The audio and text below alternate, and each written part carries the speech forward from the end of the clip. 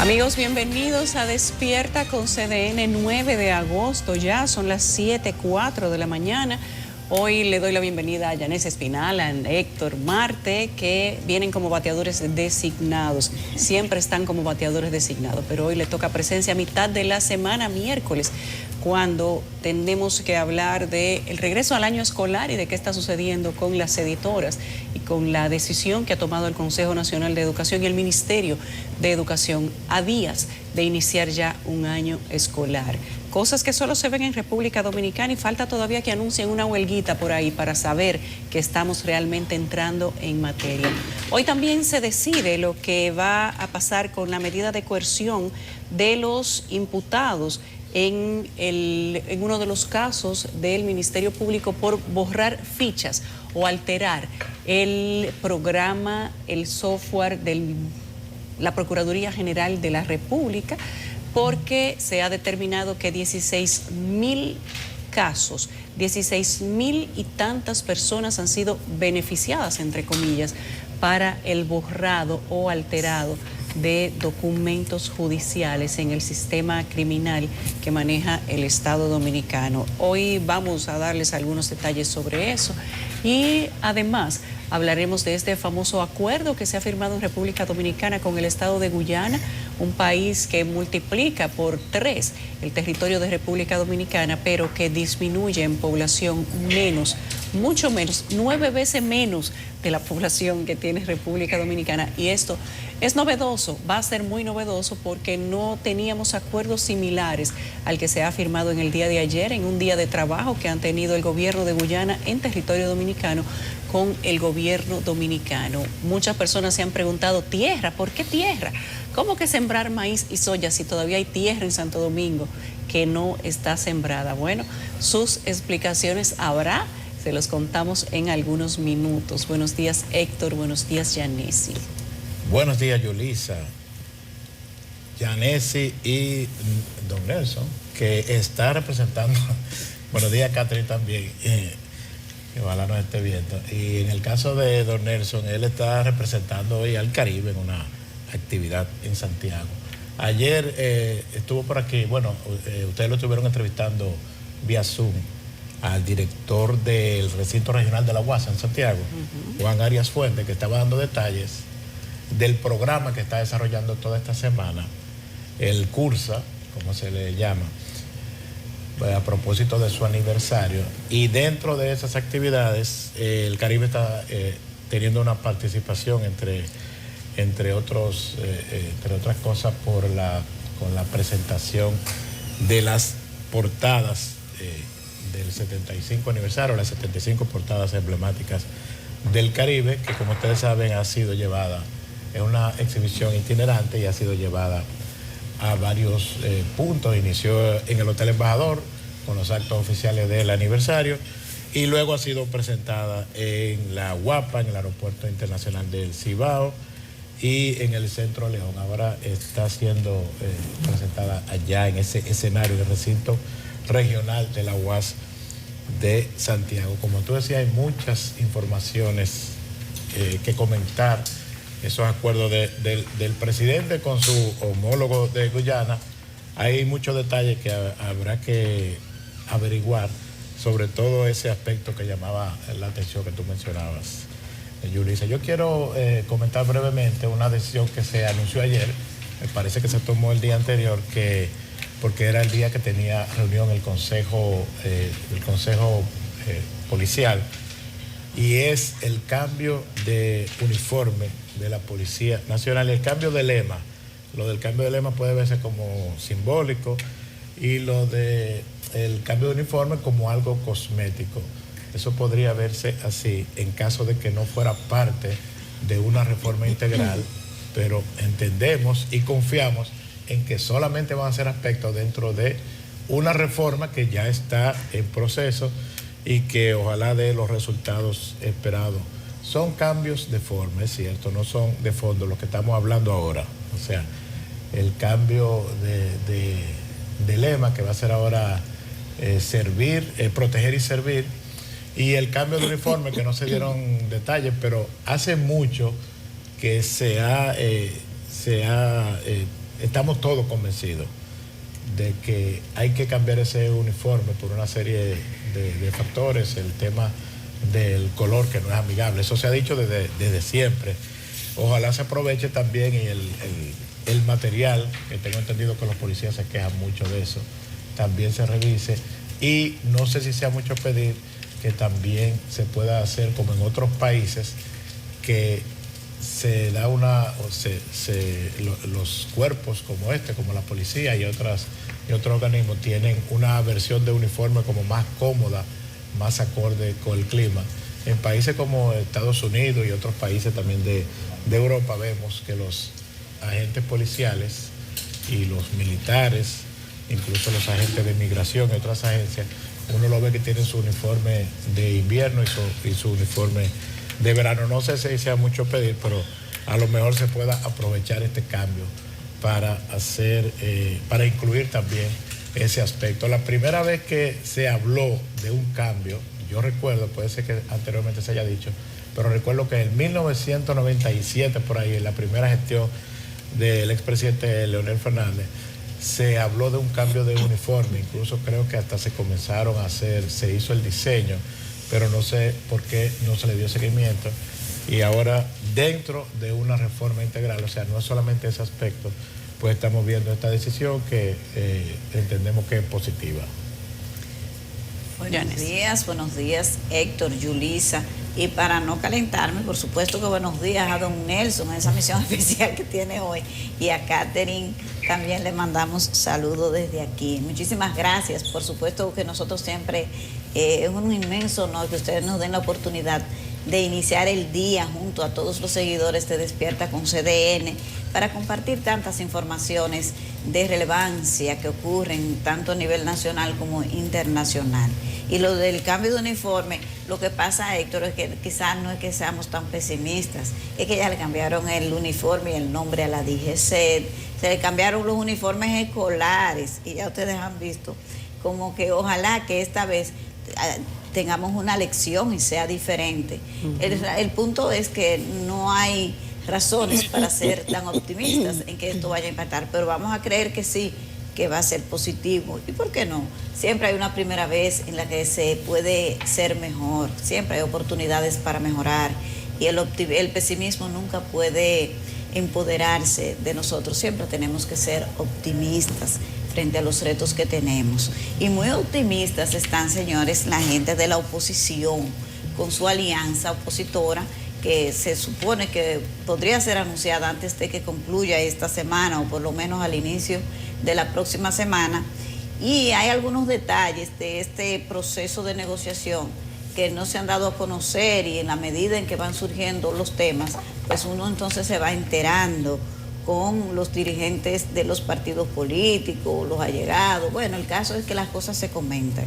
Entre algunos aspectos que parece que habían entrado en confusión entre algunos dirigentes de los dos principales partidos, el PLD y la Fuerza del Pueblo, que están en esta conversación de este acuerdo triple play, que ellos lo han bautizado más o menos por ahí, es que no hay una negociación, por ejemplo, de apoyar una alcaldía a cambio de un apoyo para una senaduría. No es así.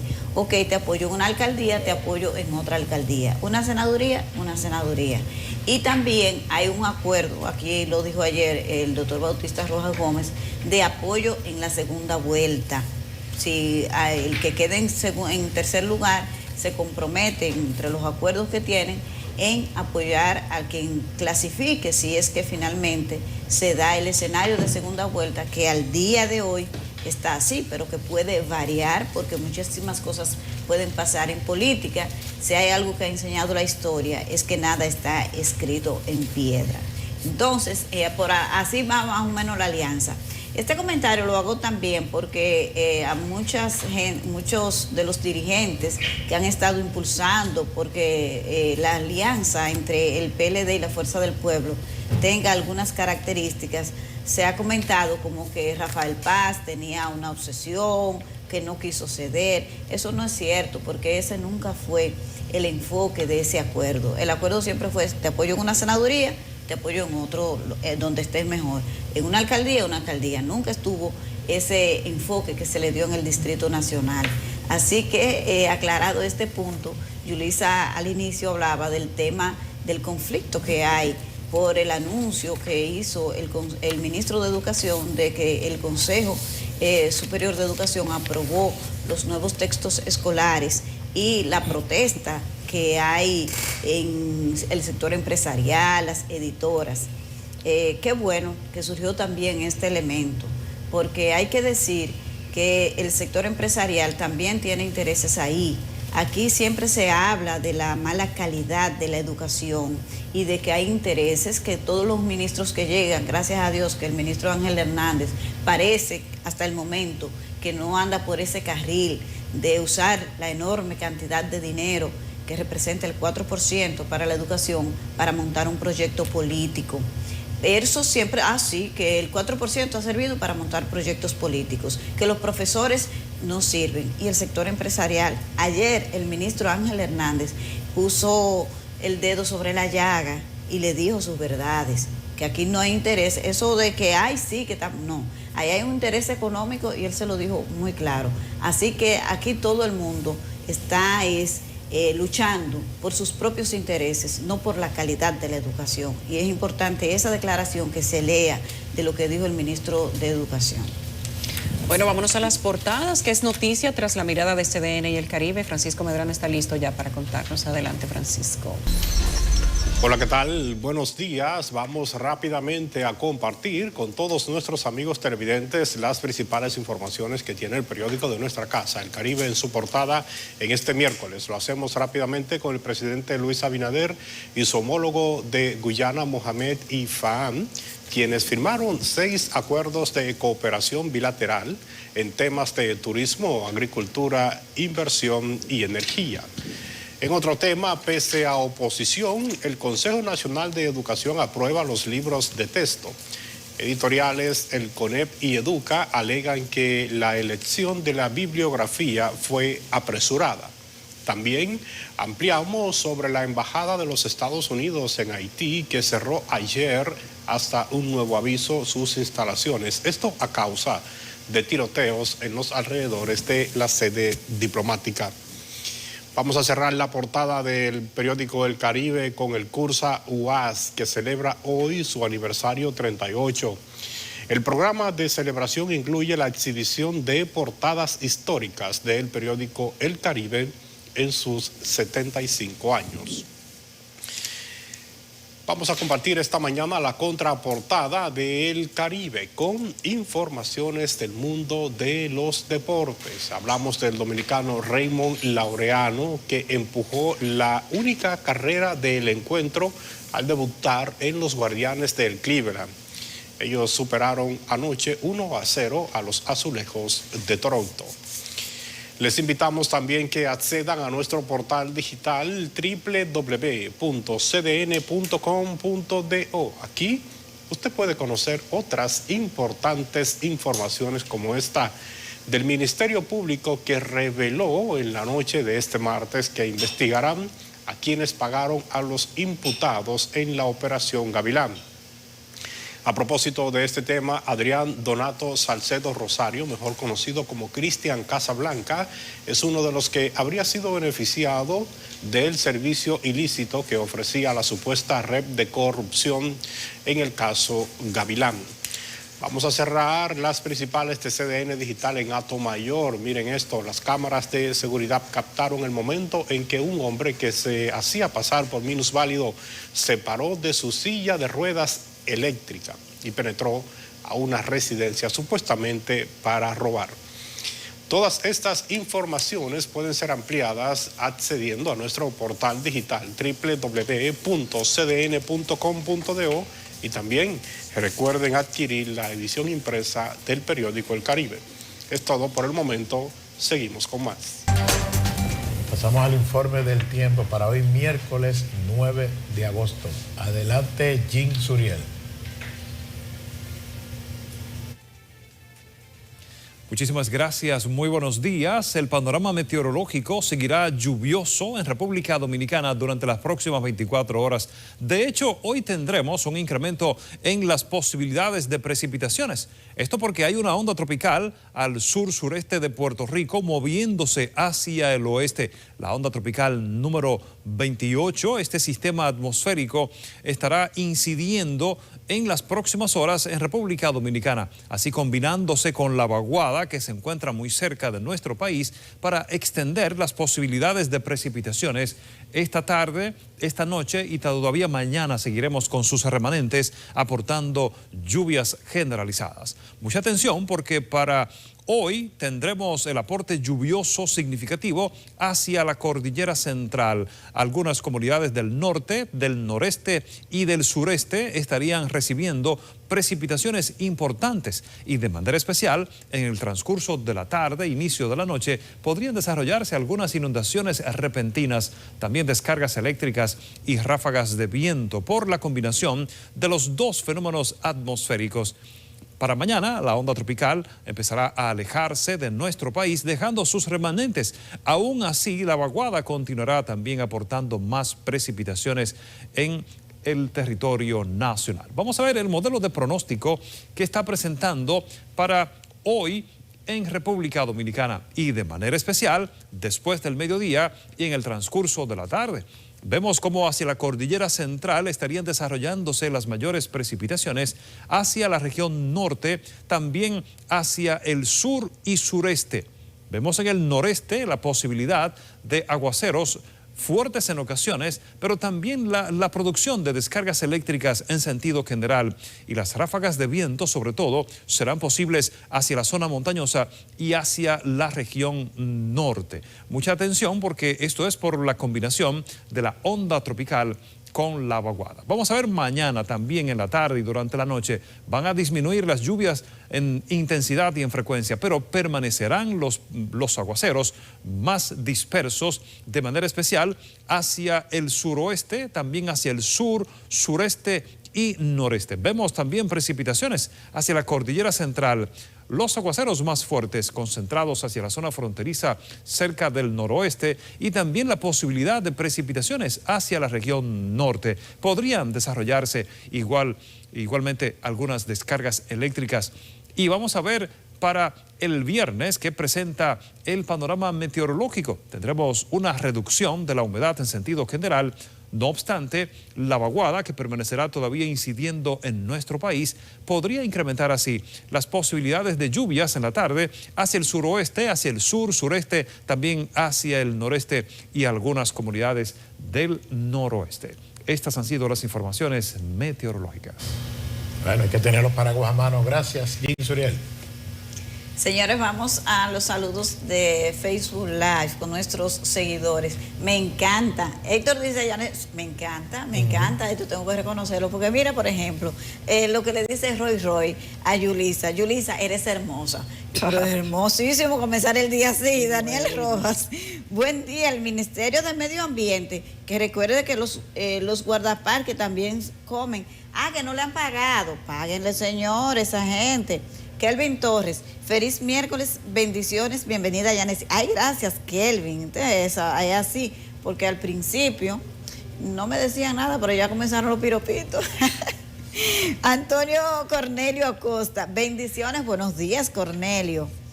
Jamie Modesto Pérez, buenos días para todos, en sintonía desde San José de Ocoa. Ay, nuestra gente de por allá se levanta temprano y el clima es mejor que por allá que aquí, así que aprovechenlo. Delio Samuel Marmolejos, buenos días Samuel. Aquí está Dionisio Paulus, aquí, buenos días equipo, buen día. Henry Santana, buenos días equipo, desde Higüey, ay señores, desde el este del país en contacto. Y Héctor Franco nos dice buenos días. Creo que deberíamos plasmar un acuerdo para organizar un plan de desarrollo, vamos a ver, para seguir leyendo, un plan de desarrollo por al menos 15 años, revisado cada 15 años, que dirá el señor del pasado y relaciones públicas. A ver, no entendí, Héctor, ahí, ¿qué fue? Explique mejor su plan, porque siempre es importante escuchar todo lo que piensa la gente sobre los diferentes temas, pero no hablen clave. quedó claro. No hablen clave. Parece como si fuera de esos lenguajes de militares y policiales, así no, porque saben que la comunicación tiene que ser clara para que sea entendida. Así que gracias a todos ustedes por hacer contacto tempranito con nosotros. Ahora vamos a una pausa comercial. Nosotros somos un grupo de jóvenes que estamos haciendo un llamado al Ministerio de Educación y al Ministro de Educación principalmente para que por favor nos habilite la página para nosotros subir los documentos. Todas estas personas que están aquí y otras que están por allí, por otra parte del exterior, estamos aquí por problemas que tenemos de la plataforma para subir nuestro documento. Nosotros fuimos a subir los documentos cuando nos rectifica el correo que está bien, que está correcto. Luego vamos al distrito, ellos nos acreditan, nos entregan algo que ellos verifican todo que está correcto y luego nos mandan un correo diciendo que usted no es admitido porque le faltan documentos. ¿A quién no le quejamos? Porque simplemente todos los compañeros que estamos aquí, compañeras, entramos y nos apuntamos en una hojita. ¿Cuál es seguridad? Nos dice que no nos recomienda nada, simplemente que esperemos un correo. Nos dieron prórroga hasta el día 11, el cual para nosotros terminar de subir los documentos, y nos dijeron que viniéramos aquí al Viceministerio de Acreditación y Certificación Docente. De la muestra, cómo es que nos están atendiendo, miren, con la puerta cerrada, nos mandaron a sacar que porque aquí no nos quieren. Entonces nosotros queremos respuesta, nosotros queremos que se nos atienda porque nosotros duramos varios años en la universidad estudiando y no fue en balde. Nosotros queremos que se nos den respuesta, por favor. Son las 7:30 de la mañana, vamos al resumen de las informaciones ocurridas en las últimas 24 horas en el interior del país. El Centro Educativo La Piña en Veragua de Gaspar Hernández se encuentra en mal estado, situación por la que municipios de la zona amenazan con no dejar que allí se inicie la docencia bajo esas condiciones. Residentes del sector La Ceiba, en Loma de Cabrera, amenazan con no permitir el inicio del año escolar en esa localidad debido al mal estado y las condiciones inhumanas en que se encuentran las aulas de escuela. En el distrito municipal Las Varías de Azua acusan al actual director municipal Juan de León de descuidar la recogida de basura y expresaron que ni los muertos pueden descansar en paz debido a la falta de un buen cementerio por el mal desempeño en su gestión. Organizaciones de la provincia de San Juan reclamaron al presidente Abinader devolver la paz, tranquilidad y sosiego a esa región, negando categóricamente el permiso de explotación del proyecto minero Los Romero. Agrimensores del municipio de Cotuí protestaron de manera pacífica en la oficina de registro de títulos de este municipio en reclamo de asistencia por parte de esa institución, la cual aseguran colapsó y piden la intervención urgente del gobierno. Lisa Gil, CDN. Pasando al plano judicial, el Ministerio Público reveló anoche que serán investigados quienes pagaron a los hoy imputados en Operación Gavilán para que le eliminen fichas penales en el sistema de la Procuraduría General de la República. Rafael Lara nos tiene la historia. El Ministerio Público investiga todo lo que en este caso, ya sea fiscal, ya sea empleado, ya sea persona beneficiada con retiro de fichas, se va a investigar cada alegato y cada elemento de prueba o evidencia que se tenga de que una persona fue beneficiada. El Ministerio Público también reveló que la Procuraduría General de la República ha ido restableciendo el sistema y retornando las fichas penales. Se tomaron las medidas previamente, antes de incluso el operativo que dio origen a esta medida de coerción, y con relación a los beneficiados, también en una segunda fase, muchos de ellos van a estar siendo también sometidos por haber pagado los sobornos. De los 12 imputados, 7 admitieron su responsabilidad y decidieron colaborar con el Ministerio Público. En cuanto a la señora Pilar Medina Trinidad, el Ministerio Público, en sus conclusiones, varió su solicitud de prisión preventiva por un arresto domiciliario, y en cuanto a Romansky, le fue impuesta una garantía económica y vigilancia de su padre. El órgano persecutor del Estado solo pidió prisión preventiva contra 5 de los 12 acusados. También confirmó que Cristian Casablanca fue mencionado como beneficiario por los imputados en Operación Gavilán. El juez Rigoberto Sena se reservó el fallo para este miércoles a las 6 de la tarde. Rafael Lara, CDN. Hay gente que no lo mencionan en nada bueno nunca. Y que los nombres son reincidentes. Eso da mucha pena. Sí, aparecen hasta en la sopa. 5, 7 de 12 han negociado con el Ministerio Público. Nadie negocia que no tenga algo que negociar o con que puedan apresarlo, o con que puedan imputarlo de una manera seria. Esto que ha hecho el Ministerio Público tiene que dar un cambio, tiene que mandar un mensaje, tiene que hacer que las cosas se hagan distintas.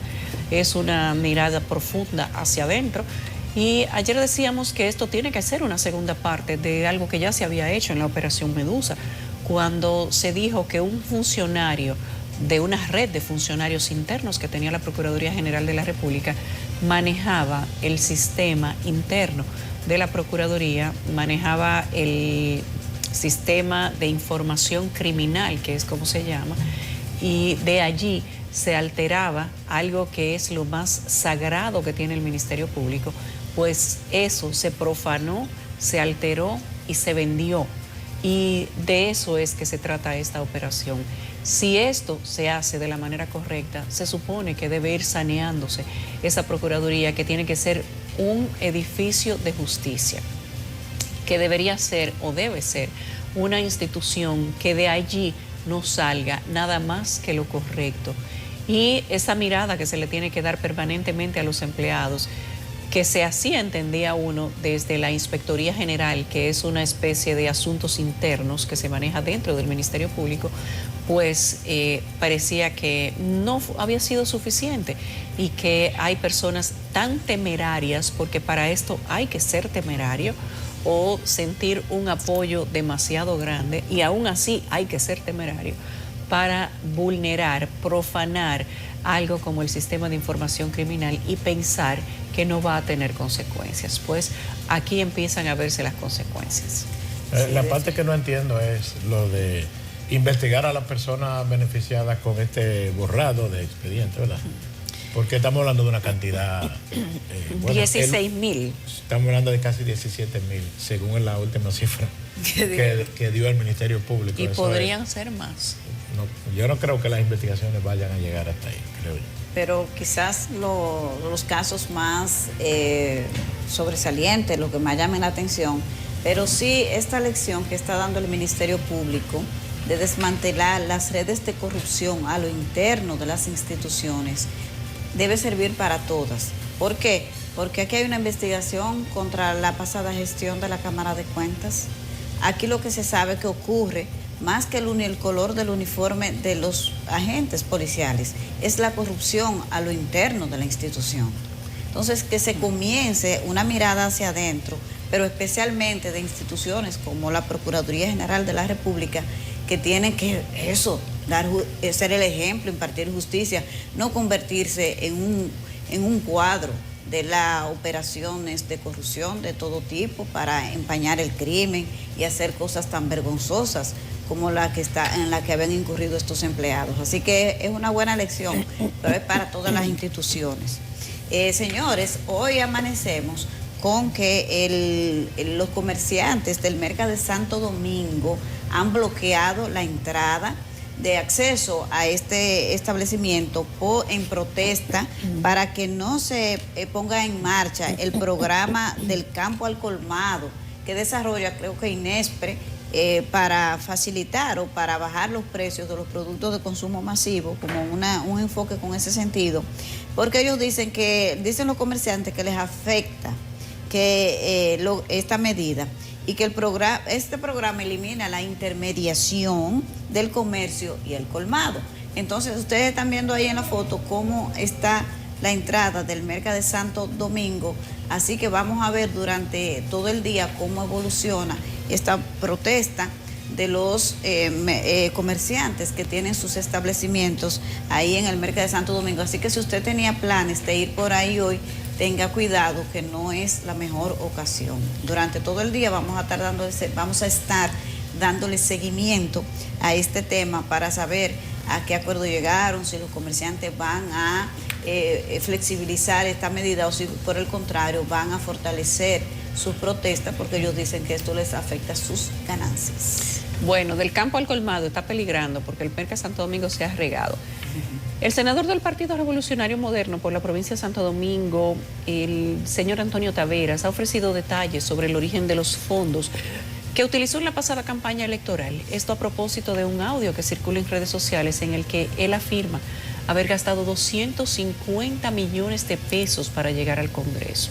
En declaraciones a la prensa, el legislador ha asegurado que en el pasado proceso respetó el tope de gastos, el tiempo, y descartó la posibilidad de iniciar un proceso por difamación contra el diputado del PRM también y aspirante a senador por esa misma plaza, Alexis Jiménez, a quien él vincula con la divulgación del audio supuestamente manipulado. Yo usé mi dinero de mis ahorros, inclusive una línea de crédito, para financiar mi campaña. Yo no acepto financiamiento, ni aceptaré nunca ni dinero mal habido, ni dinero de grupos empresariales que quieran tener a un senador arrodillado. Taveras ha recalcado además que su patrimonio es el resultado de más de 40 años de trabajos ininterrumpidos que le han permitido acumular dinero honrado con sudor y sacrificio. La verdad es que la campaña es cara. De hablar de 250 millones de pesos, él no especificó cuánto habría gastado para tratar de contrarrestar la información que se tiene en ese audio que ha circulado por todas las redes sociales. Pero alguien, y él atribuye a un compañero de partido haberle grabado una conversación que tenían donde supuestamente él habló de esa cifra. Cuando aquí se habla de cuánto cuesta una campaña electoral, todo el mundo sabe que no se está hablando de 2 pesos. Si las personas lo hacen de su propio bolsillo, uno supone que están haciendo un salto de fe y que aparte de dar un salto de fe, se están sacrificando por la patria, porque cuando usted le suma la totalidad de los salarios y de los beneficios que reciben en 4 años, no compensa el valor que ellos han invertido para alzarse con una candidatura. Y esos son lo que ganan, imagínense lo que pierden. Entonces, ciertamente cada vez que se habla de estos montos, pues la gente se sorprende. Ya la sorpresa no es tanta, porque aquí se ha hablado de 1.000, 2.000, 3.000 millones de pesos, cifras que son exorbitantes, que uno entiende que en buena democracia y con una sociedad educada no sería necesario, pero ahí está justamente el asunto. Una sociedad educada, un sistema que se respete la democracia. República Dominicana no está tan fuerte en esos aspectos y todavía se sigue apostando a que la gente, mientras menos posibilidad educativa tenga, es mucho más flexible o mucho más permeable para que pueda votar sin tener mucha conciencia. Hablar de 250 millones de pesos puede parecer mucho, sin embargo, hemos escuchado cifras similares y más altas de otras personas que hoy están en el gobierno y que otros que han estado en el pasado. El senador Antonio Taveras reconoce que es su audio, porque no lo ha desmentido. Lo que él busca, y respondió, lo que él busca es quién fue la persona que lo filtró, pero no ha dado una respuesta de otra cifra tampoco. Aquí la realidad es que lo lamentable es que los legisladores, que los políticos tengan que disponer de cifras tan altas como estas, quizás y teniendo que aguantar luego la pregunta de ¿para qué? Si usted no recibe una compensación por esto, ¿para qué? Y bueno, ellos siempre terminan, la mayoría coincidiendo en algo, que bueno, sacrificarme por el país, hacer que las cosas cambien, bueno, hablan hasta de patriotismo. Yo tendré más cuidado con el off the record a partir de ahora. O con la cantidad que gastan en la campaña. ¿Con qué hay que tener cuidado? ¿Con el monto en el caso de él, o con los amigos? Es una experiencia que él acaba de tener. Él está dando una cifra en una conversación informal. Privada, sí. Yo no tengo que asumir que es cierta, digo, lo que dijo, lo dijo. Pero no tengo que asumir que es cierto que él gastó esa cantidad, porque él simplemente lo está diciendo, él puede estar exagerando.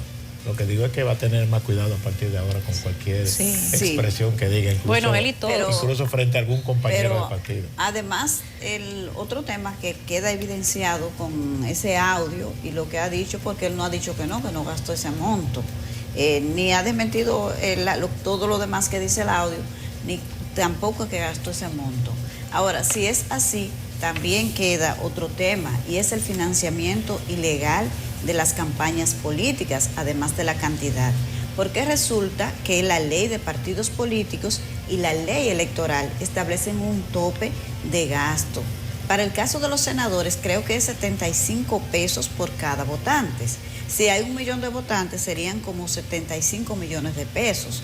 Entonces, en el caso del senador Antonio Taveras, si se confirma que esta fue la cantidad de dinero que usó para financiar su campaña, habría sobrepasado por mucho el tope de financiamiento que establece la ley. Y hay que ver entonces cuál fue su reporte a la Junta Central Electoral de lo que gastó para financiar su campaña. Porque también podría quedar aquí evidenciado que los políticos, los partidos políticos, los dirigentes, los candidatos maquillan las cifras que llevan a la Junta Central Electoral y dicen que gastaron 10 millones cuando gastan 100 millones, 200 millones. Y este tema del financiamiento ilegal de campaña queda cada vez más evidenciado, porque también está establecido en uno de los expedientes de corrupción que tiene el Ministerio Público con relación a la campaña de Gonzalo Castillo. Queda ahí, o sea, aquí hay que ponerle atención a este punto, y también varios legisladores que ahora incluso quieren aspirar, hay que ver si estas personas aportaron dinero para financiar campaña, porque el financiamiento de campaña con dinero que se compruebe que es de origen ilícito también es ilegal y está sancionado tanto por la ley de partidos políticos como por la ley electoral.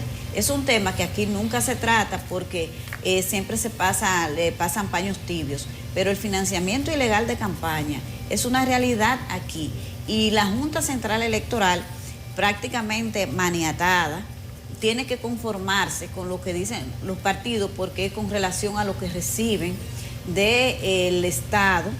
No hay forma de que se pueda comprobar cómo los partidos, a través de diferentes mecanismos, pueden evadir las exigencias de ley y gastar estas cifras enormes de dinero para financiar sus campañas, que usted no sabe si finalmente lo hacen por amor a la patria, porque tienen tanta vocación de servicio, pero es un tema... Un sacrificio grande, 250 millones de pesos. De sus ahorros. De sus ahorros y de una línea de crédito. La verdad es que uno siempre termina sorprendiéndose con la cifra, aunque después le busca algún tipo de sentido, pero aquí el principal inconveniente es eso que mencionas, de que se ha declarado una cifra, y si se confirma que es otra cifra, pues simplemente estaríamos siendo transparentes, yo creo, porque aquí todo el mundo sabe que un senador no llega a senador con 10 millones de pesos, ni con 9, ni con 5. Estamos claros, y en conversaciones privadas eso se dice, pero nosotros en República Dominicana tenemos una doble vida, una doble moral que es aceptada, que es poner una cosa en documentos y decir otra cosa verbalmente, y somos... No lo digo por el senador Antonio Taveras, lo digo por la vida en general, inclusive por la doble vida que lleva mucha gente, político, empresario, no político, filántropos, deportistas, y pareciera que la mentira es aceptada. Lo que no es aceptado es decirlo en el lugar incorrecto, y tiene que llegar el momento en el que esa especie de doble vida se unifique con la vida real, porque eso crea expectativas falsas en personas que quieren entrar a diferentes sistemas, ya sea el sistema social, el deportivo, el político, hasta el de medio de comunicación. Aquí hay gente que cree que el que está en una pantalla de televisión gana el doble de lo que realmente gana, o tiene el doble del poder que realmente tiene. Por eso digo que esta es una sociedad que acepta la doble verdad, que acepta la doble moral y que acepta la doble vida, y eso se ve prácticamente en todos los aspectos. Ojalá que en este aspecto político realmente no le haya costado 250 millones de pesos, porque a uno lo que le da es pena Porque ¿cómo lo va a recuperar? O sea, ¿qué va a sacar de ahí? Y como se habla... candidato nuevo, el senador Antonio Taveras, de hecho. Pero es que hay demasiada sombrero para poca cabeza, porque, o al revés. Según ha comentado el interno del Partido Revolucionario Moderno, a los demás aspirantes del PRM los han ido desmontando uno a uno, porque hay un compromiso para que el senador Antonio Taveras vuelva a ser el candidato en la boleta del Pero por lo menos partido ya el oficial. diputado Amado se retiró. Sí, llamado. Y hay otros en conversaciones. No sé si para Alexis desmontar. se mantiene su aspiración. Bueno, si fue realmente el diputado Alexis Jiménez el que filtró este audio, que nosotros no sabemos, no tenemos manera de saberlo. No hemos visto que él ha respondido hasta ahora. Él no ha Y el respondido. senador lo ha mencionado varias veces ya. Y él no responde, no se defiende, no dice nada. Pero si fue el compañero del senador y él es aspirante también a esa senaduría, digamos que fue un golpe de campaña que le dio. Sí, pero te voy a decir algo, No, pero Yulisa, no son es buenos. que el senador cometió un error. Ahí se diferencia el político profesional, como el caso del diputado Alexis, y el senador Antonio Taveras, que viene del sector empresarial, que no tiene una carrera política de militancia, porque el error del senador Antonio Taveras fue salir a hablar de eso, políticamente hablando.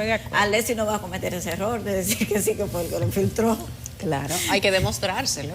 Sí. En resumen, estamos viendo que los políticos abultan cuando hablan de votos y cuando hablan de padrones, pero declaran de menos cuando hablan de gastos. O sea que hay una manipulación. Es como compleja la situación. En doble dirección de las cifras. Qué barbaridad, qué barbaridad. Bueno, los gobiernos de República Dominicana y de la República Cooperativa de Guyana firmaron 6 memorandos de entendimiento para impulsar el desarrollo económico de la seguridad energética y alimentaria de ambas naciones. Francis Zavala estuvo por el Palacio de la Presidencia y nos completa la información. Dominicana y Guyana se proponen ensanchar su desarrollo económico. Lo hacen a través de múltiples acuerdos que vienen a poner orden a sus relaciones. Son proyectos ya donde hemos identificado y se están empezando ya a poner los equipos y hacer la factibilidad del lugar. Y van a trabajar bilateralmente también con la delegación de Guyana, 2 bancos regionales multilaterales que están dispuestos también a acompañarnos. La cooperación abarca aspectos como la exploración petrolera y el turismo. Lo que significa la construcción de una refinería de petróleo, en la cual la República Dominicana va a tener más de un 51%. La construcción de una petroquímica que va a producir urea, que sirve para la producción agrícola. Definitivamente con este tipo de colaboración entre nuestros dos países no existirá ninguna conversación de seguridad energética sin nosotros ser mencionados. 1.7 millones de barriles al día antes del final del 2027. Ese es el tipo de números del que estamos hablando actualmente. En el marco de las nuevas relaciones, ya hay 3 empresas dominicanas invirtiendo en Guyana. Durante la firma de los memorándums de entendimiento estuvieron presentes directores de varios medios de comunicación. El presidente Luis Abinader confirmó que fueron creadas comisiones para darle seguimiento y desarrollo a los proyectos arribados por ambas naciones, de los cuales el gobierno dominicano busca que sean autofinanciados. En el Palacio Nacional, Francis Zavala, CDN. Vamos a hablar del tema migratorio. Está con nosotros don Wilfredo Lozano, director ejecutivo del Instituto Nacional de Migración. Buen día, don Wilfredo. Buenos días. Encantado. El Instituto Nacional de Migración, una especie, entendemos nosotros, dentro del Consejo de Migración y de los organismos que tienen que ver con el tema, el que tiene, digamos que más datos que pueda compartir con la población. Mira, lo que yo te puedo decir es lo siguiente. El instituto se rige por la ley de migración que lo creó. Y la misión del instituto es ser una especie de apoyo técnico de los órganos de gobierno, sobre todo el Consejo Nacional de Migración, que tienen que ver con el desempeño de las políticas de migración. Pero no solo hace eso. Para poder ser asesor tiene que producir información. Entonces, en el instituto se investiga, se hacen encuestas, se hacen estudios, pero además el instituto tiene una misión educativa, que es quizás la que cubre más tiempo. Nosotros dirigimos la Escuela Nacional de Migración, que es el órgano por el que tienen que pasar todos los inspectores de migración. Esos tipos del aeropuerto que te chequean cuando tú vas a salir y cuando tú entras, eso pasan por la escuela. Y ahí los entrenamos para que sepan, conozcan la ley, manejen los temas de conflictos, negociaciones, el marco jurídico general de la nación, un conjunto de cosas. Además de eso, bueno, pues el instituto tiene la misión, a través de su director, de ser el mecanismo que hace las veces de secretario del Consejo Nacional de Migración. Y en esa misión lo que hace es que ayuda al Consejo y sobre todo a su presidente, que es el ministro de Interior, va a redactar documentos, trabajar las minutas, ese tipo de cosas. Don Wilfredo, pero siempre viene el tema, y como si fuera una especie de cuco, de que hay otro plan nacional de identificación, de carnetización de extranjeros, de personas que podrían estar en capacidad de adquirir un estatus legal. ¿Qué es lo que existe realmente con relación a ese tema? Tú sabes que este país vive del misterio. Este país vive de la intriga y del rumor. Son muy shakespearianos. Tú sabes que en Shakespeare el rumor juega un papel importante en sus obras. Comencemos por el principio. Ahí habló el sociólogo. No, el literato, hablo el literato. Sí, pero cuando usted habla de la característica del dominicano. Sí. Ya. ¿Cómo les explico? La ley, al final, en uno de sus últimos artículos, que es un artículo transitorio, vale decir, que no es un artículo orgánico de la ley, es un artículo que aparece en la ley como un mandato que hace el legislador al Ejecutivo para que ejecute determinada acción en determinado tiempo. La ley es, el plan de regularización aparece en la ley. Aparece como una medida transitoria que instrumenta el legislador. ¿Y por qué la instrumenta como transitoria? Por lo siguiente. La ley, recuerden, que lo que hace es que cambia el régimen migratorio que se tenía en función de la ley 39, creo, que la que se hizo en el año 35. Establece un nuevo marco general, ordenador de la cuestión migratoria.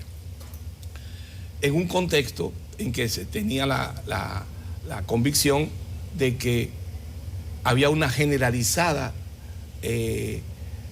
irregularidad del grueso de los extranjeros que vivían en el país. Recuerden ustedes que estamos hablando de una sociedad que en ese momento, donde en los años 30 era eminentemente agraria y era una economía azucarera. Entonces la ley cambia eso. Se entiende que para poder hacer un nuevo régimen migratorio que funcione, cuyos mandatos sean cumplibles, porque la ley no se hace para que no se cumpla, sino que la ley se hace para que se cumpla. En un marco de generalizada ilegalidad, de generalizada irregularidad, era difícil que la ley fuera cumplible como en sus determinaciones, en sus mandatos. Entonces se decidió colocar un artículo transitorio que ordenaba al Ejecutivo armar un plan especial para regularizar a esos indocumentados, a esos irregulares, de forma tal que la ley pudiera funcionar cabalmente. Se daba un plazo de 6 meses para que la ley pudiera, el plan pudiera funcionar.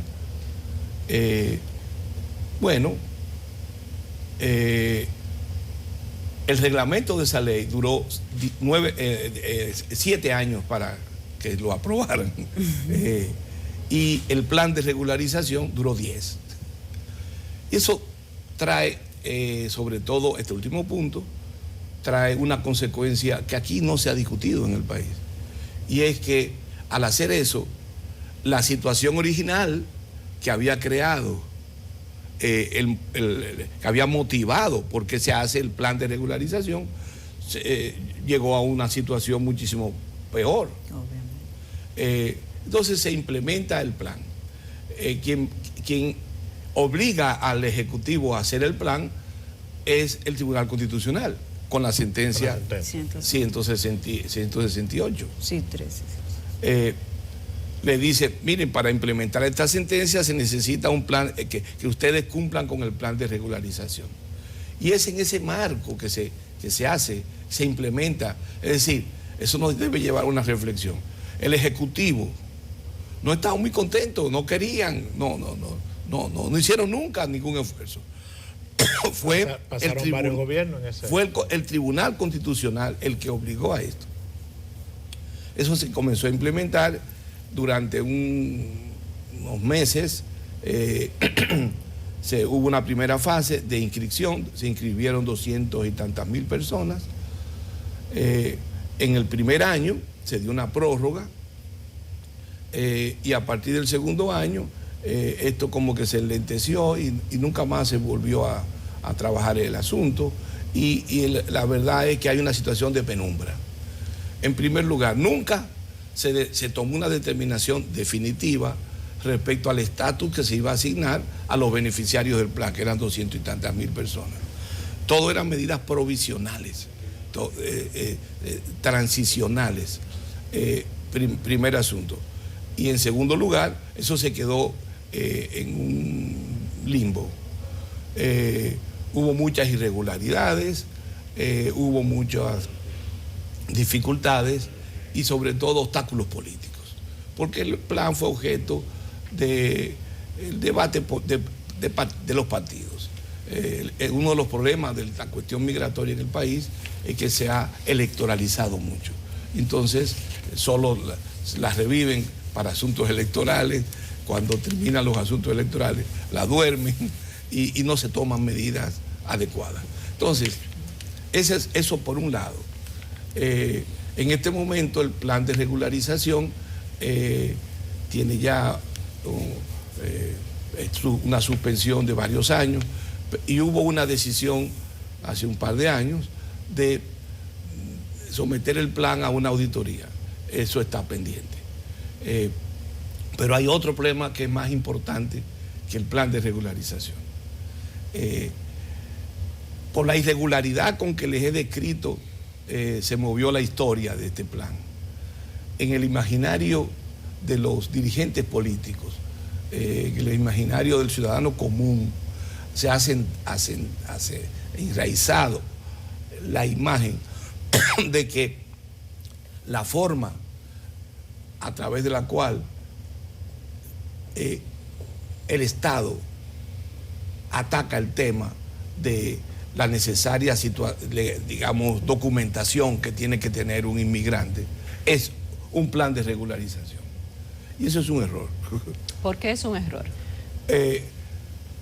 La ley en sí misma es un mandato que establece las reglas de entrada, las reglas de permanencia y las reglas de salida. Pero pareciera que no se cumple, señor. Pero esos son problemas distintos. En consecuencia, por definición, todo el que entra está en la obligación de entrar bajo el rigor de la ley. Ahora, el plan de regularización fue una medida especial para atacar una situación especial, pero no es el mecanismo que establece la ley en términos de situaciones normales. La ley en sí misma es el mandato regulador. ¿Pero era lo correcto en ese momento o no? No, claro que había que hacer un plan y todavía hay que hacer un plan de regularización. Porque no hay manera de atacar la necesaria encauzamiento legal para que todo el mundo se documente y esté en condiciones legales en el país si no es a través de un plan de ese tipo.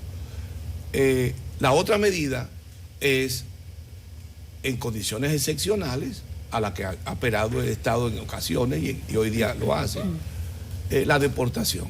Pero está claro que en una situación en que tú tengas 300, 400, 500 mil personas indocumentadas, una gran parte de la cual trabaja en cuestiones que son fundamentales del país, la agricultura, la construcción, etcétera, tú no puedes de un día para otro decir que tú vas a sacar a todo el mundo y sustituir eso así corriendo.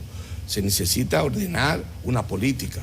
En consecuencia, más temprano que tarde estamos obligados a documentar a esa gente, a obligar a los empresarios, llegar a un acuerdo con los empresarios para que sus empleados inmigrantes estén residiendo en el país por el tiempo X de acuerdo a lo que dice la ley. Pero ahí es donde hay tal vez una confusión que la gente repite cada vez que se menciona al Instituto de las Migraciones. Y se entiende, quizás usted dirá si de una manera equivocada o correcta, que el Instituto de Migraciones propone que se le dé documentos a ciudadanos extranjeros. Ojo, que aquí no solamente hay nacionales haitianos, hay de otras nacionalidades y una parte de ellos también podría estar en condiciones Todo de el mundo regularidad. tiene que tener en este país, ¿Pero todo qué tipo de extranjero tiene que documento? tener un documento legal. ¿Qué tipo de documento Tiene sería? que tener un permiso que una visa es un permiso. Ya sea un permiso temporal, ya sea una permanente, por 1 año, por 2 años, pero tiene todo el que esté aquí está obligado a estar dotado. Pero si vienen de un papel. ilegales, entonces que lo atrapen y le den visa. No, nadie ha dicho eso. A los ilegales que entran hay que sacarlos, simple y llanamente. El punto realista que te estoy planteando es que tú tienes que atacar el problema de la indocumentación generalizada, que no son 3 o 4. Si fueran 500, si fueran 100,000, no hay problema. Pero no son 500, es otra cosa. Además son personas, una parte de la cual ha demostrado arraigo. Entonces es un problema complejo. No es un problema medalaganario, no es un problema en el que se puede resolver con medidas unilaterales. ¿Y eso se ha discutido en el Consejo Nacional de Migración? ¿Qué cosa? Ese tema de regularizar, lo que usted plantea, la Pero idea claro que usted que siempre se ha discutido. Fue el Consejo el que tomó la decisión de poner orden en el plan de regularización que tenía serias dificultades y entonces se decidió hacer esa auditoría. ¿Y cómo va la auditoría? Bueno, yo no soy el que está haciendo la auditoría. Pregúntenselo al Ministerio de Interior, que es el responsable de eso. Yo no tengo que ver. Usted mencionó la palabra realista. En el tema migratorio hay muchas cosas que son como falsedades, como que si nos estuviéramos engañando a nosotros mismos. Por ejemplo, el tema de la ley y el famoso 80-20, que sabemos que no se cumple en la práctica. Pero no solamente no se cumple, sino que probablemente no se pueda cumplir. O sea, en la realidad, digamos que por lo menos en algunas áreas, es un aspecto que por ahora no se puede cumplir. ¿No sería lo correcto sincerar eso y, por ejemplo, aprovechar la reforma que está en proceso del Código Laboral? Pero para la ley establecer misma, unos parámetros la más ley misma realistas? contempla las situaciones especiales que pueden asumirse, un manejo más flexible de ese punto. El tema central es que el país necesita una gran revisión de esta cuestión. El país necesita producir una política y el presidente está haciendo ese esfuerzo, pero no es sencillo. No le pidan al presidente que de la noche a la mañana resuelva un problema que tiene décadas y prácticamente un siglo. Es un problema complicado. Hay que sentarse con el empresariado y llegar a acuerdos realistas e inteligentes que permitan ordenar los flujos, generar las capacidades que permitan la salida cuando se terminan esos permisos, generar las condiciones legales de la documentación, establecer los mecanismos que le permitan el acceso a los servicios sociales que supone la ley, también protegen al trabajador extranjero. Hay conjunto de cosas que hay que resolver y hay que sentarse. Hoy día todavía ese ejercicio en términos generalizados no se ha producido, pero hay experiencias interesantes. Por ejemplo, con los bananeros el Estado ha llegado a acuerdos interesantes que le ha permitido documentar a sus trabajadores, que la mayoría son extranjeros, son sobre todo haitianos. Hoy día en ese sector hay 20.000 más o menos jornaleros que trabajan en el banano y tienen papeles. Y esto funciona. Si funciona en el banano, puede funcionar en otras áreas. En el azúcar, los 15.000, 20.000 personas que están en el azúcar están en un proceso de documentación. Lo está haciendo Romana, lo está haciendo los Vicini, lo están haciendo la gente de Barahona, y eso se está encaminando.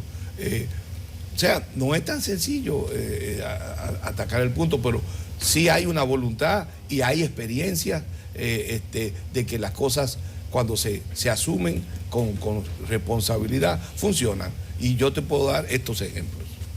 ¿Y las estadísticas que maneja el Consejo del Instituto de Migración con relación a la población extranjera? Mira, hay 3 fuentes básicas de información en materia migratoria. En primer lugar, los censos. Ustedes saben los problemas de los censos.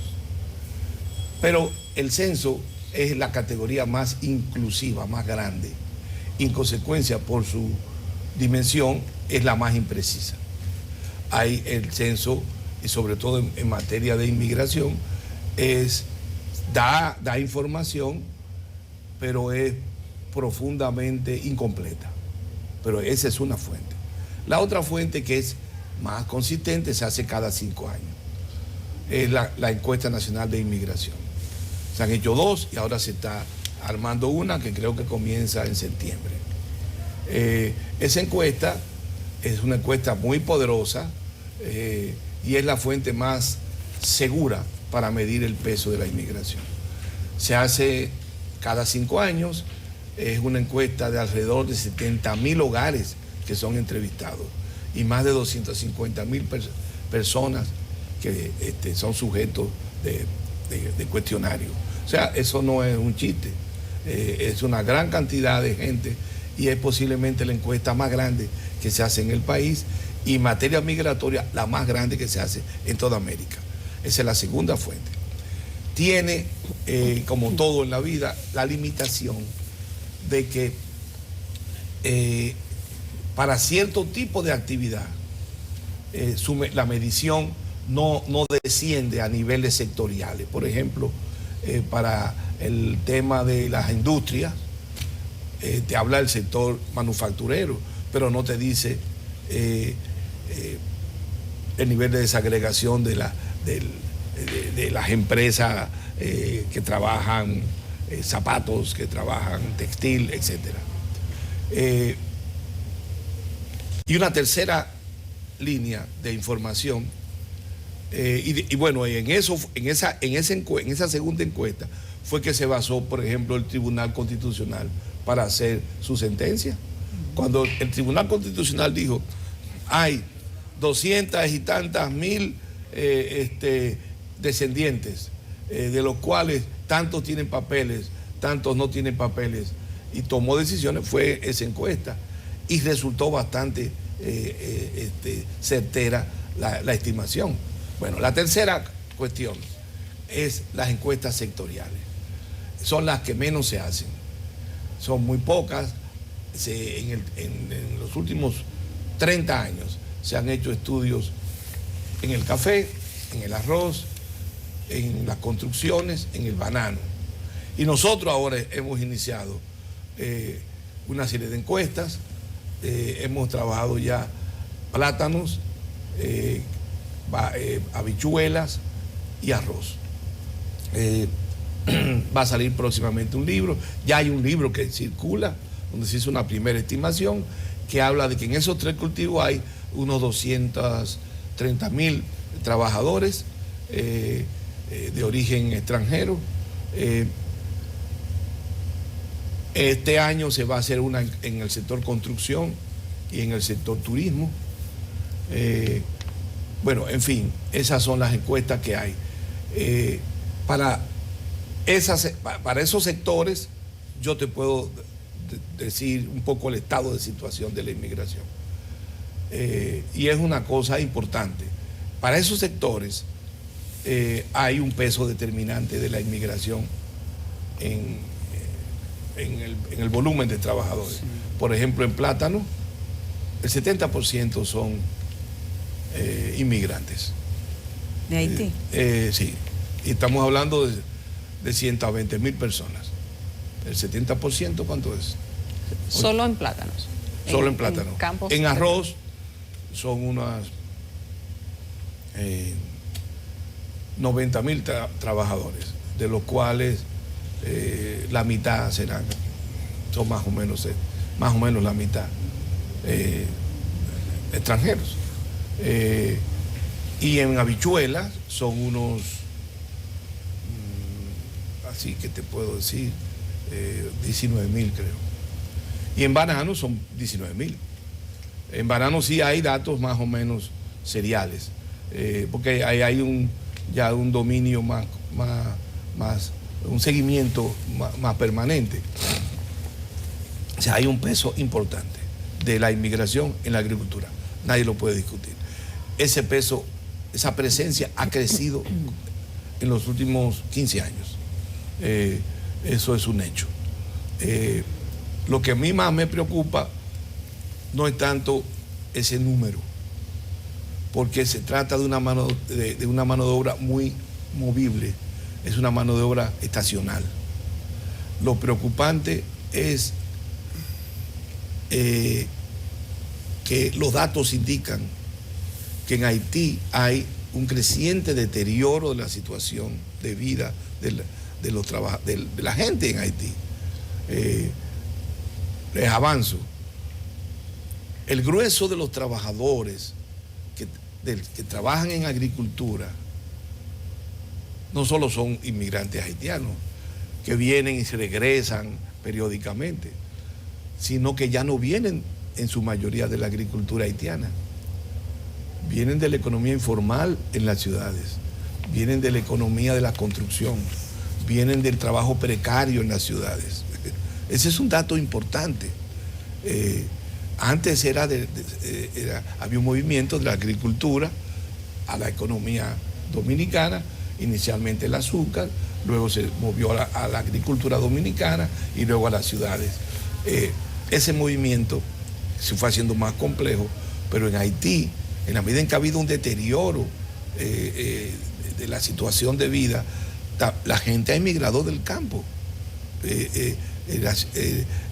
La vida en la ciudad es muy precaria y cada vez más ese precarismo está afectando los volúmenes de población que se mueven hacia Santo Domingo. El segundo tema delicado, que vale la pena que se piense sin cháchara demagógica, es que si bien sigue siendo estacional, es decir, más o menos el 70% de esos trabajadores declara que tienen más de 2 entradas al país, es decir, vienen y se regresan, vienen y se regresan. Se regresan a 1 año, se regresan a 6 meses, se regresan a 2 años, pero hay una movilidad. El dato que hemos descubierto, los datos que hemos descubierto nos revelan 2 cosas. Número 1, si bien siguen siendo gente joven la que trabaja, la que nutre los grupos migratorios, porque son trabajos duros que no lo puede hacer un cualquiera. Hay cada vez más un peso importante de jóvenes adultos. Ya no solo jovencitos de 18, 20 años, jóvenes adultos que son más grandes. Eso te habla de la precarización del trabajo en Haití. Pero también hay otro dato, y es que cada vez más crece en esa población la idea de que no desean regresar a Haití, quieren quedar. Ese es un dato muy precario, muy delicado. Y eso no tiene que ver con que aquí son buenos, que aquí son malos. Tiene que ver con la precarización del mundo de la vida, la precarización del trabajo, de la situación de vida de la gente en Haití. O sea, a eso hay que prestarle atención. No, y ahí la comunidad internacional tiene que hacer un esfuerzo. Hay que ayudar a Haití a generar capacidades de desarrollo. Si no generamos eso, va a haber una generalizada crisis insular. Entonces, en 10, 15 años. Ese es un tema muy importante que hay que atacarlo sin retórica demagógica. Y hay datos concretos que lo indican. Con la agudización de la crisis de los últimos meses, sobre todo, ¿se ha documentado en qué medida eso ha aumentado el flujo? Mira, porque tenemos la crisis sabemos que ha aumentado las pandillas exportaciones. Sí. Están en Puerto Príncipe. El problema es Puerto Príncipe. En la frontera no hay mayor lío. La frontera es estable, el ejército controla bien eso. Las medidas tomadas por el presidente Abinader y el ejército dominicano han sido eficaces, es muy estable. Cualquiera que vaya lo ve. Eso no es un problema. El problema que estoy planteando es más fuerte que el tema de la crisis que chacharea en los medios de comunicación. Sí. Gracias, don Wilfredo. Gracias por su aporte, su participación. Vamos a la pausa. Estamos de regreso en Despierta con CDN. Es el momento de conversar de un tema que está sobre el tapete luego de que el Consejo Nacional de Educación aprobó el tema de los textos escolares para el próximo año. Aquí tenemos en el estudio a Pablo Cuello, que es el presidente de la Asociación de Industrias Editoriales de la República Dominicana, con quien vamos a conversar sobre las observaciones que tienen sobre este tema. Muchísimas gracias por venir y bienvenido a Despierta con CDN. Buenos días. Pues en el día de ayer nosotros mediante red hemos llevado la voz cantante a medida que se va construyendo este proyecto que diseñó el ministro de manera individual, sobre la base de estatizar el sistema de libro de texto de la República Dominicana. ¿Por qué hablo de estatizar? Las escuelas, el sector público representa el 80% de los libros de texto de la República Dominicana y están parados en leyes para el sector editorial, como la ley del libro, y las mismas normativas que nos han evaluado, nos han validado y nos han aprobado 402 libros que son la bibliografía actual comprendida de 17 editoriales. En diciembre se transa una ordenanza en la cual se le da participación a las universidades, a las instituciones. Dicho sea de paso, instituciones que en su registro mercantil, en su orden jurídico, no tienen la facultad de hacer libro de texto. Y muchas de ellas nunca lo han hecho. Pero nada, se decidió un camino y nosotros, muy haciendo el ejercicio de nuestro derecho en la vía jurídica, pues hemos apelado a estas situaciones que están en los tribunales. Porque es algo que nos afecta nuestros derechos adquiridos. O sea, el Estado invita a invertir en este sector. Aquí, en la pandemia, es muy interesante lo que pasó en Latinoamérica, donde la industria editorial quebró y hay países donde desapareció. Sin embargo, este gobierno, cuando llega, que tiene finalmente, es este gobierno que aprueba esos 405 libros, mediante una resolución en el 2021 y el 2022, no el PLD, no, nuestro presidente, mi presidente. Entonces, nosotros estamos totalmente asombrados, el sector, el gremio, o sea, los empleos, o sea, en nuestra empresa en particular, ningún empleado perdió su empleo durante la pandemia. Y cuando nos llamaron a esta convocatoria, teníamos libros e investigación y desarrollo hecha para ofertarlo a la aprobación del proceso de curricular. Señor Cuello, para que la gente entienda, ustedes han tenido un apoyo inclusive del CONEP, que normalmente el CONEP no opina mucho en los temas del Ministerio de Educación. El ministro ha aprobado ayer lo que sería, digamos que la currícula, el contenido, la impresión de los materiales o los libros que se va a usar en el año escolar 2023-2024. ¿Qué es, en sentido llano, lo que se ha aprobado que es contrario al interés de las casas editoriales? Lo que ilegalmente, y voy a usar esta palabra, lo que ilegalmente se ha aprobado, muy trascendental, es el inicio, y esto es fuerte, señores, pero quiero que la población lo entienda, el inicio de un adoctrinamiento. ¿En qué sentido? Bueno, lo que está pasando en México es interesante. ¿Por qué? Ahora mismo, bajo las resoluciones 2021 y 2022, dentro de las aprobaciones de estas 17 editoriales, por ejemplo, en biología, tú tienes 9 editoriales que tienen 9 formas de enseñarte la biología. Mediante la aprobación del día de ayer, en la cual el CONEP y Educa, en su calidad de miembros independientes del Consejo Nacional de Educación, dijeron: esto no se puede aprobar así, esto exige una evaluación y que se cumplan las normativas de aprobación correctas para validar esos contenidos. ¿Por qué? ¿Qué dicen esos contenidos con los que ustedes no están de acuerdo? Muy buena pregunta, Yulisa. Nadie conoce los contenidos. Sobre la base del sello de que la élite intelectual los escribió, debemos asumir que son buenos. Entonces, pero usted habla de adoctrinamiento. Exacto. ¿Por qué hablo de adoctrinamiento? Porque a diferencia de cuando tú tienes 7 y otros 8 editoriales con una filosofía de pensamiento a discutir y a elegir, a partir de este momento tú tienes un solo libro que es el que se va a usar, el que se aprobó. Por ejemplo, Formación Humana y Religiosa, autoría, el Episcopado Dominicano. Se aprobó una serie completa de Formación Humana y Religiosa, muy bien, y no tengo nada en contra del Episcopado Dominicano, pero es el único. A partir de este momento, la religión, los valores religiosos son lo que ellos digan. En el sistema público dominicano, en el 80% de los libros de texto, en todos nuestros niños. ¿Eso es correcto? Yo creo que no. Yo creo que la diversidad es importante. Yo creo que el debate es importante. Yo creo que las normativas mediante las cuales el mismo Consejo de Educación aprobó para aprobar esos recursos, es importante no violarlas. Por ejemplo, en este caso, el ministerio es juez y parte. O sea, la superintendencia de banco está aprobando un banco para ellos mismos. No. O sea, a nosotros como editores nos hacen pasar por normativas de doble ciego. Por ejemplo, yo no conozco quién me evalúa, ni yo sé, ni él sabe a quién está evaluando. Y no es bien ahí. No es claro, eso es muy correcto. Por eso no pasó con estos libros. O sea, usted dice lo que se ha utilizado, el método que se ha utilizado tradicionalmente. Claro, súper transparente, nadie nunca lo cuestionó. O sea, una cosa de competitividad cualitativa.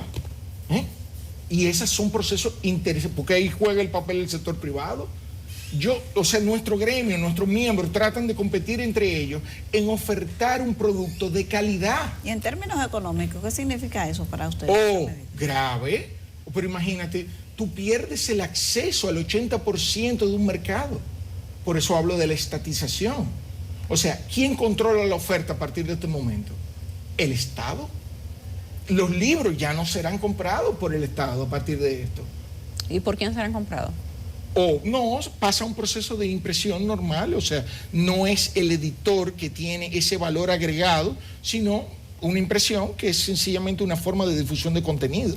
O sea, el asunto de ustedes es que afecta el negocio de la impresión de los libros. No, afecta derechos adquiridos. ¿En qué sentido? El Ministerio de Educación invita a que los editores, acordes a un currículum, hagan propuestas científicas de libros de texto que cumplan con ese currículum.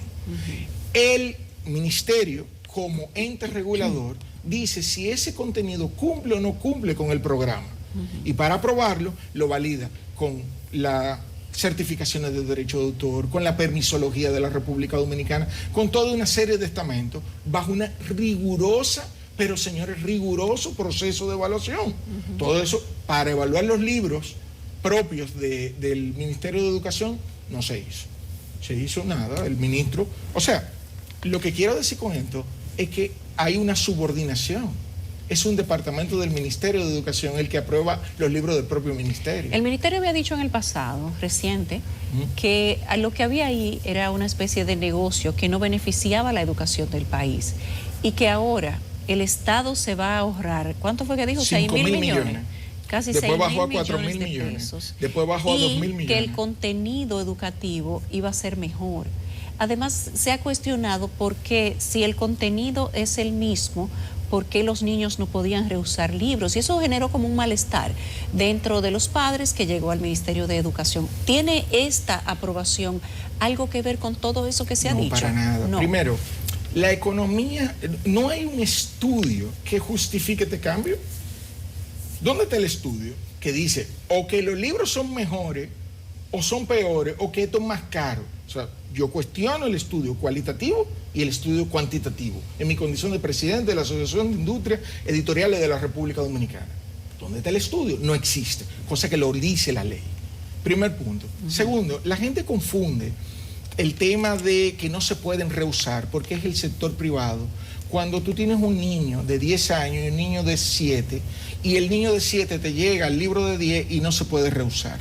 Ese no es el caso del sector público que estamos hablando. En el sector público todo lo contrario. Cuando él habla de 5.000 millones, él parte de una compra de 3.800 millones de pesos que se hizo este gobierno en el 2021 y 2022 en un esquema de libros impresos, libros digitales, con un tema de derechos, con el Estado es que decide cómo compra, si compra bien o compra mal. El Estado es que tiene que crear esa competitividad entre los oferentes. Y mientras más oferente hay, más competitividad hay. Eso es lo importante. Entonces, claro, 5.000 millones, pero él lleva 2.000. Entonces, ¿qué pasa? Cuando tú haces un gasto, cuando se hacía el gasto la primera vez de la compra, el año subsiguiente solo se compra 20% de los libros, porque se rehúsa el 80%. Todo esto, él no lo ha analizado como es, ni lo ha visto como es. O sea, él se confunde y dice, aquí nunca se han dado libros. Aquí tienen 15 años comprando ese método de libro. Él dice que esto se hace en Latinoamérica. No es verdad. Esto se hace en Honduras, esto se hace en Cuba. Esto no se hace en Estados Unidos, esto no se hace en Corea del Norte, en Corea del Sur. Esto no se hace en España, esto no se hace en Francia, esto no se hace en Brasil, esto no se hace en Chile. Entonces, veámonos en el espejo de la competitividad. Esto afecta. ¿Por qué? Porque hoy tenemos un ciudadano no formado. Desde el 2019 a los niños no se les da libro de texto de secundaria. ¿Con qué estudian? El nivel de deserción escolar que vivimos con esta pandemia fue difícil. Entonces, yo lo que veo desde el punto de vista como dominicano, con la educación con tanto problema, ¿por qué se crean un problema nuevo? Acciones legales van a asomar. No, hay una batalla de acciones legales. Porque sí, pero ahora que se ha tomado ya la decisión del Claro, Consejo. Y esto crea un daño. Y bueno que sepan, o sea, ese daño es responsabilidad patrimonial. Y es bueno que lo sepan. O sea, aquí hay que dejar de votar los locos, aquí hay que tomar decisiones conscientes. En una empresa uno pide directores independientes que te ayuden a tomar la mejor decisión para tu empresa. Ayer decía el ministro en su declaración, no, porque ellos lo que buscan es lucro. Pero ven acá, el Estado nos invitó que invirtiéramos, que investigáramos, que hiciéramos libros de texto. La ley nos protege. Hay una ley que modificó, perdón, yo no soy abogado, la ley que modificó la Ley General de Educación, que no da vigencia por 4 años. Y dice que eso es inalterable. Nadie está por encima de la ley.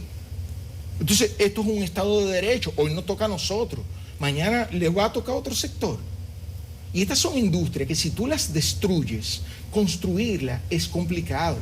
Esto lleva editores, autores, empleados, todo un capital intelectual que se construye alrededor de esa obra. Todo esto para ver si se vende o no se vende. Entonces nosotros asumimos un riesgo. Y él se ha dado cuenta, haciendo estos libros en 3 meses, porque contratos que se firmaron en diciembre y avances que se dieron en mayo, 3 meses, se ha dado cuenta que no es tan fácil. ¿Quién está imprimiendo estos libros? ¿Quién los está editando? ¿Quién está haciendo todo? Los libros fueron adjudicados a una de las mayores imprentas de la República Dominicana, la cual ellos mismos saben que tienen su limitación y que los libros no van a estar listos para el año escolar. La estrategia que se ha diseñado es sacar una gran parte de los libros, la totalidad, finalmente, para que lo conozca todo el mundo, en digital y avanzar con la impresión a medida que va llegando. Pero se ha demostrado que el digital no funciona. Nice. Sobre la marcha, entonces. Entonces, seguimos improvisando. O sea, el ministro tomó una decisión el año pasado muy irresponsable. O sea, él dejó, teniendo esa bibliografía aprobada, él dejó los niños de inicial y primer ciclo sin libro de texto. Su gestión, su año escolar. ¿Por qué? Porque él no quiere comprarle la editora, él no hace un concurso competitivo, no sé. La razón, todos los días cambia. Entonces, eso no está bien. La editora que está trabajando estos libros que ha diseñado el Ministerio de Educación, ¿es parte de esta asociación de industrias editoriales de ustedes? No, es Editora Corripio, sí. La cual es una honorable empresa, una empresa muy buena y que en lo personal tengo una gran amistad con ellos y yo he sido uno de sus mejores clientes en toda la vida, porque nosotros imprimimos con ellos en algún momento. Pero esto es un problema matemático. Y cuando esto, por ejemplo, era responsabilidad de 5, 6, 7 editoras, sumaban sus capacidades. Ahora es responsabilidad de una sola. Bueno, la impresión. Los contenidos se subcontrataron a este esquema de universidades e instituciones. Académicos. Claro. Recuerda que la impresión es una forma de difusión de ese contenido. Entonces el diseño académico se está haciendo a través del con el Ministerio de Educación, a través de universidades y lo que ellos han dicho que es una mesa académica. Sí. Y ese resultado es lo que van a imprimir. Exactamente. Entonces ustedes entienden que el contenido tienen el derecho de continuar diseñándolo ustedes. Pero claro, no, es que tenemos una ley, la ley del libro. Es que tenemos derechos adquiridos, tenemos 2 resoluciones que nos aprobaron esos libros por 4 años. Entonces de repente el ministro de turno que llega cambia las reglas de juego. Entonces, cuando tú tengas un Confotur por un hotel, el ministro que llegue quita el Confotur, ese hotel que tú estás construyendo, el financiamiento se te cae. O sea, porque nosotros no seamos una industria como Sonadores, no debemos vernos de la misma forma. Esto no es correcto. La seguridad jurídica está en juego en este momento. Y es un mensaje. Nosotros no estilamos, venía a la opinión pública a hablar de este tema. Pero ya, o sea, esto hay que ponerle un stop y la gente tiene que tener conciencia. Y señores, lo del adoctrinamiento es muy preocupante. ¿Pero qué es adoctrinamiento? Cuando usted se refiere a adoctrinamiento, es que el ministro ha dicho que se va a volver a dar moral y cívica, religión, como se daba antes en las escuelas. Que hay otra materia que nosotros no sepamos que se vaya a dar. No, es que, fíjate una cosa. Mira, por ejemplo, lo que está pasando en México. El concepto de la historia, vamos a suponer, por mucho tiempo, aquí se manejó que en algún momento, cómo tú manejas la historia. Tú hablas claramente lo de Trujillo, no lo hablas. Sí. Cómo tú tratas ciertos temas. El trabajo de una editorial es trabajarlo de manera objetiva, los hechos, la parte científica. Entonces, eso genera el debate y la rigurosidad con el currículum, el tema que se trata, la química, la física, para esa edad, para ese idioma, con una ilustración dirigida a él. Entonces, en este caso, eso se le ha entregado a la UCE o se le ha entregado a la Academia de Ciencias. Bueno, cada quien tiene su derecho filosófico de cómo plantear eso, pero no puede ser el único. Entonces, en este momento, hay un solo libro de biología, un solo libro de química, un solo libro de historia, hecho por cada una de esas personas que finalmente pudo lograr colarse en la aprobación del Consejo Nacional de Educación, ilegalmente aprobado en el día de ayer. Parece que el tema va para largo. Gracias a Pablo Cuello, presidente de la Asociación de Empresas Industrias Editoriales de la República Dominicana, por participar en nuestro programa. Vamos a una pausa comercial y ya regresamos. Perfecto. Como decíamos más temprano, hay un grupo de comerciantes que están protestando en Merca Santo Domingo. Eso es porque objetan que se realice el programa del campo al colmado. Tenemos en el lugar al compañero D'Angelo Reed.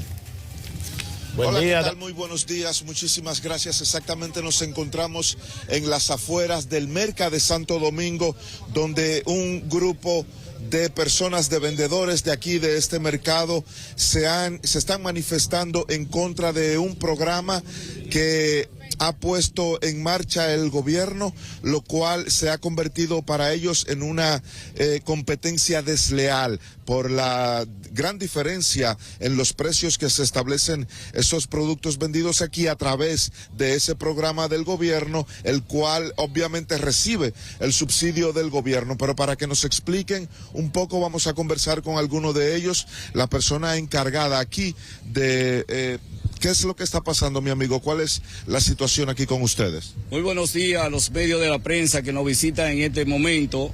Nos sentimos agradecidos de que estén dando el respaldo y el apoyo.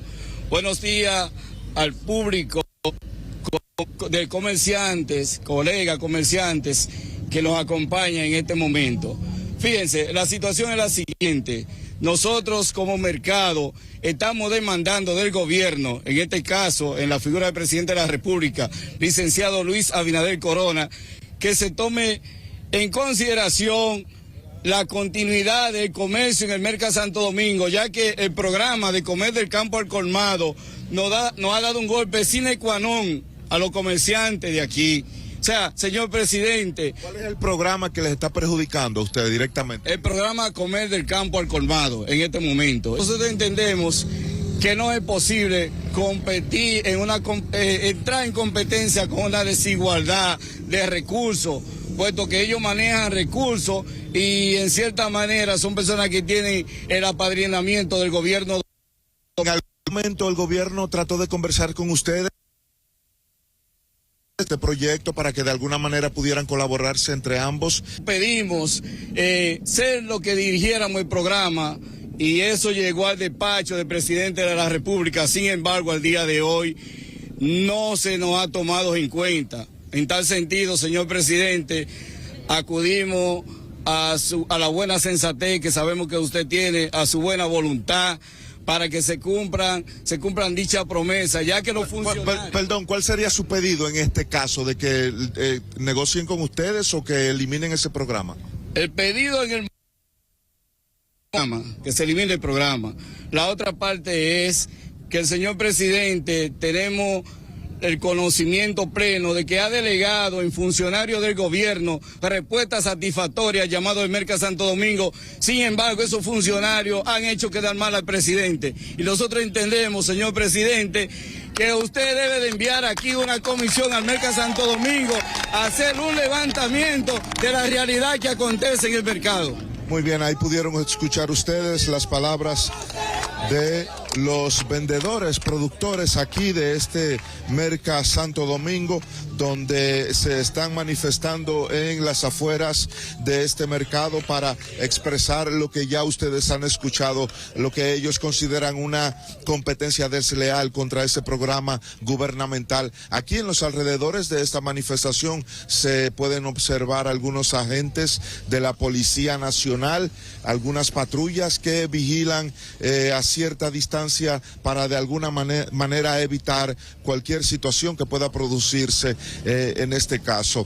También vamos a esperar poder entrar hasta el mercado adentro para ver cuál es la situación de los negocios allí en este preciso momento, si están operando o no. Hasta el momento esta es la situación aquí. Esperamos que ver cuál será el desarrollo de esta manifestación y que las cosas no pasen a una situación mayor, vamos a decir de esa manera. En nuestra primera emisión de Noticias CDN podemos ampliarle esta información. Por el momento es todo lo que les puedo informar. Vuelvo con ustedes al estudio.